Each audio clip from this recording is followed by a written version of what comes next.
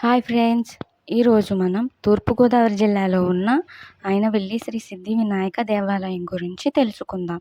ఈ దేవాలయం గురించి 2 కథలు ప్రచారంలో ఉన్నాయి. ఇక్కడ స్వామివారు స్వయంభూగా వెలిశారని చెప్తారు. మొదటి కథనం ప్రకారం దక్ష ప్రజాపతి దక్ష యజ్ఞాన్ని ప్రారంభించడానికి ముందు ఇక్కడ పూజలు జరిపాడని చెబుతారు. ఈ కారణంగా దీనిని స్వయంభువ వినాయక క్షేత్రాలలో మొదటిగా భావిస్తారు.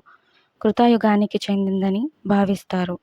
రెండవ కథనం ప్రకారం ఈ ఆలయం 100 శతాబ్దాల క్రితం చిన్న గుడిలా ఉండేదని, క్రీస్తుపూర్వం 9వ శతాబ్దంలో ఈ ఆలయం నిర్మించబడిందని చెప్తారు.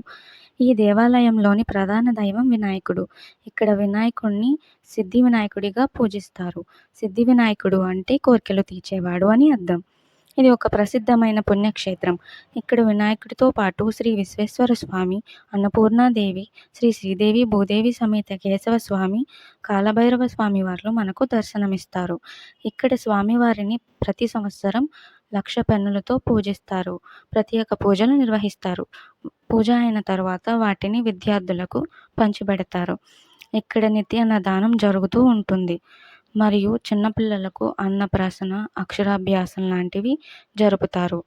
స్వామివారికి శివరాత్రి, కార్తీక మాసం, వినాయక చవితి, ప్రబల తీర్థం లాంటి పండుగలకు ప్రత్యేక పూజలు నిర్వహిస్తారు.